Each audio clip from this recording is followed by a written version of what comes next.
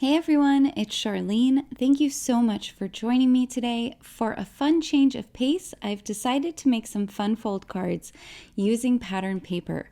I'm using the new Let's Party paper pad from Honeybee Stamps. This is 6 inches by 8.5 inches. It has all of these beautiful birthday themed and celebration themed papers.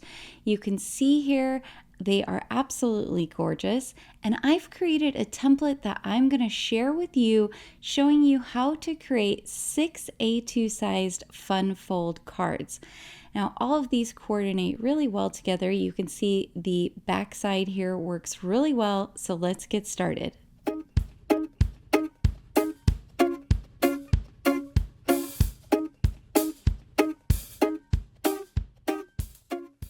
We're going to do 2 different sets of cuts.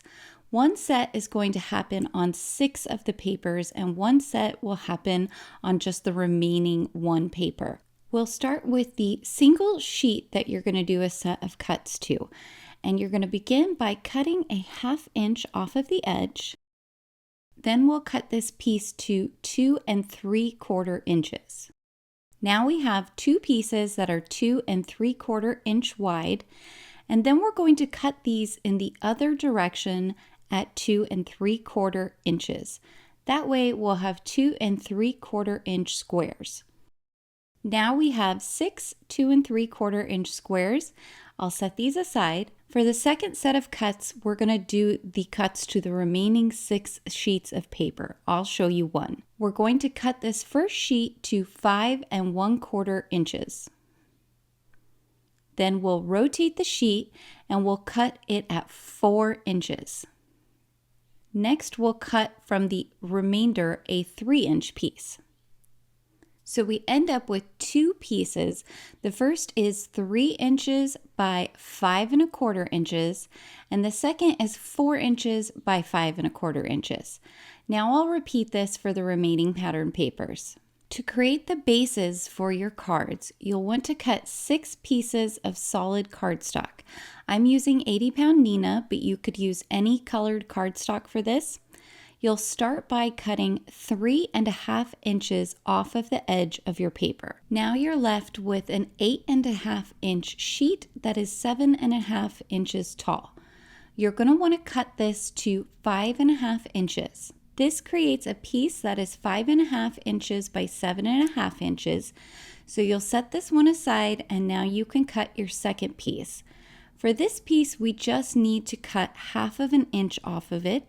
Now this piece will be 3 inches by 7 inches. So when you're finished, you should have 6 pieces that are 5 1/2 inches by 7 1/2 inches, and 6 pieces that are 3 inches by 7 inches. I finished cutting all of my solid cardstock, so I have my large and small pieces here. With the remaining scraps, you can either cut out some circles and stamp some sentiments on there like shown in the template, but I'm going to hang on to these and use them to stamp and die cut from for my sentiments. Now we need to score, so I'm going to take the larger of the 2 solid cardstock pieces, and I'm going to score all of these at 3 1/4 inch. Now I'll show you in a moment how these are going to fold, but I'll take the smaller pieces, and all of these, I am going to score these at 3 inches. You can do this either with a scoreboard like I have here, or you could do it with a ruler and a bone folder, whatever works well for you. Now I can take the larger of the 2 pieces and fold it on the score line, and it's going to have the smaller flap coming in from the left. I'll do the same thing for all the smaller pieces, and I'll fold these along the score line, only this time I'm going to have this smaller flap coming in from the right and going towards the left. Before I show you how to assemble a card, I just want to point out that if you're using multiple different pieces of pattern paper, you can vary which paper you use on each card. So I could take this pattern paper here and combine it with this larger piece of pattern paper, and then have this smaller piece to go with it. So I'll go through and sort these how I want to combine them. Once I have them all sorted, now I can put them together and I can go through assembly style and add these to my card bases that I've created with the solid color cardstock. I like to do this assembly line. So first I'll take the smaller pattern paper square and I'm going to put it right here on the smaller flap of the small piece of solid cardstock. I'll add my glue to the back and then just make sure that I get it centered on that flap so that I have an 1/8 of an inch border all the way around.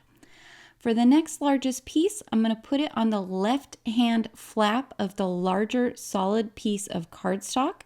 And same thing, I'm going to glue this down, just ensuring that I have an 1/8 of an inch border going all the way around. Lastly, I can take the largest piece of pattern paper and glue it to the inside of the larger piece of solid cardstock, ensuring again that I have that nice white border. And now I can take the smaller of my two pieces, I'm going to glue it inside the larger of the two pieces. Now you could glue this anywhere along that edge that you like. I'm going to glue it so that it is centered along that edge. So I'm going to add some glue to the back part where the pattern paper is not at. And then I can turn my larger piece and line it up on my glass mat so I can figure out where the center is before I adhere this piece right to the edge. Again, this is just a personal preference. It does not have to be centered. This white cardstock is going to create a spot for you to write your personal message on the inside of the card. So now I'll go through and I will finish assembling all the rest of the cards in the same way. Once I've finished assembling them, I have these 6 fun fold cards that are now ready to decorate and to add some sentiments to. There are several different sentiments that I'm using that are from the new release from Honeybee Stamps that will work really well. I have the Big Bold Birthday, I have the You're So Extra. These are stamps and dies, the Big Birthday Word Die, as well as the Mini Messages Birthday, and these coordinate with the Mini Messages dies. For my first card, I created the sentiment from the Big Birthday Word Die. I've cut it from some brushed silver cardstock, and for the shadow, I've cut that from vellum. So I'll put these two together. Now when I'm applying the glue to the back of the vellum, I'm just going to make sure and go along the areas where the word die is attached. That way my glue doesn't show through from the front of the vellum once I've adhered it to the front of my card. This pattern paper pad coordinates really well with the Let's Party Gem stickers and the Celebration Pearl stickers. Using the vellum for that shadow layer helps the word die stand out from the pattern paper. I've added a few gems from the Let's Party Gem stickers just for an added little bit of bling. For my second card, I created the sentiment with the You're So Extra stamps and dies. You can see I put it here on an angle so that way it looks like some natural script writing. And then I added a nice sentiment here on the inside along with some of those Let's Party Gem stickers. For the next 3 cards, I used the Big Bold Birthday stamps and dies as well as some of the Let's Party Gem stickers. I love these big, bold birthday sentiments. They are just so perfect for cards. For this one here, you can see I put a little 2-inch vellum circle back behind there just to help break up the sentiment from that pattern paper. And then for this one, which, oh my gosh, I love this paper, so pretty.